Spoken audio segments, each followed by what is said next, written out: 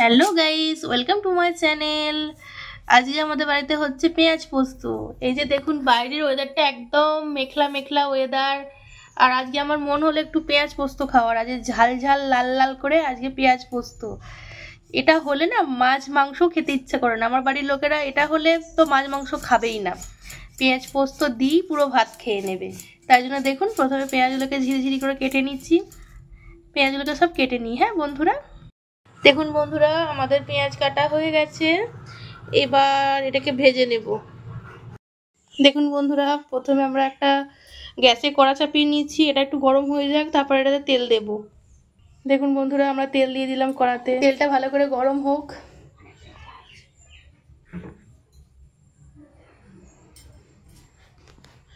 বন্ধুরা, আমাদের তেলটা গরম হয়ে গেছে। এটাতে কেটে রাখা পেঁয়াজগুলোকে এবার এক এক করে ভেজে নেব। আমরা এবার ভালো করে ভেজে নিতে হবে।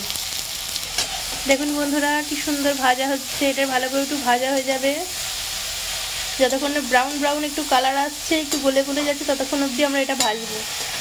দেখুন বন্ধুরা, যখন আমরা রান্নাটার জন্য পেঁয়াজটা কাটছিলাম তখন ওয়েদারটা একরকম ছিল, একটু বৃষ্টি পড়বো পড়বো মনে হচ্ছিল। আর এখন দেখুন প্রাকৃতিক সৌন্দর্য দেখুন, একটু একটু রোদ উঠেছে, একটু একটু বৃষ্টি বৃষ্টি পড়ার মতনই ওয়েদার, কিন্তু রোদটা উঠেছে। মেঘ দেখুন না, চারিদিকে মেঘে ছেয়ে গেছে। আর বর্ষাতে প্রাকৃতিক সৌন্দর্যটা এত সুন্দর লাগে দেখতে, না সত্যি খুবই ভালো লাগে। আর গ্রামের দিকে দেখুন, চারিদিকে সবুজ, এদিকে তাকাবেন সেদিকেই সবুজ। আর এই আমাদের পুটুস ঘুমাচ্ছে এখন, খাবার টাবার খেয়ে ঘুমাচ্ছে। দেখি মায়ের পেঁয়াজটা কতটা ভাজা হয়েছে, চলুন দেখে আসি। এই যে দেখুন, মায়ের পেঁয়াজটা মোটামুটি খানিকটা ভাজা হয়ে এসছে। এখনও একটু ভালো করে ভাজতে হবে। ভালো করে ভাজলে তারপরে পেঁয়াজ পোস্তর টেস্টটা আরও সুন্দর আসে। বন্ধুরা, কি সুন্দর লাগছে দেখতে। আর একটু ভাজা ভাজা হোক। বন্ধুরা, আমরা এবার পোস্তটা বেটে নেবো। ওদিকে পেঁয়াজটা ভাজা হয়ে গেছে, আর এদিকে প্রথমে আমার মা শিলটাকে ধুয়ে নিয়েছে। এবার এটাতে পোস্ত ঢেলে ভালো করে বেটে নেবে। দেখুন বন্ধুরা, কি সুন্দর বাটা হচ্ছে। পাটাতে বাটা মশলা খেতে যে কত সুন্দর লাগে, সেটা একমাত্র শুধু গ্রামের লোকেরাই বুঝতে পারবে। মিক্সিতেও ভালো লাগে না কেন, কিন্তু ওই সিলে বাটার মতো টেস্ট আসে না। সিলে পোস্ত বাটলে যতটা টেস্ট হয়, মিক্সিতে বাটলে অত টেস্টই হয় না। তার জন্য আমাদের বাড়িতে যখনই পোস্ত হয় আমরা সিলেই বাটি। দেখুন বন্ধুরা, আমাদের পোস্তটা পুরো বাটা হয়ে গেছে। এবার এটাকে একটা বাটিতে তুলে রাখবো আমরা। দেখুন মা কি সুন্দর তুলে রাখছে এটা একটা বাটিতে। দেখুন বন্ধুরা, আমাদের পোস্ত বাটা হয়ে গেছে, বাটিতে তুলে রাখা হয়েছে। মা এবার সিলটাকে ভালো করে ধুয়ে রাখছে। দেখুন ভালো করে ধুয়ে নিচ্ছে।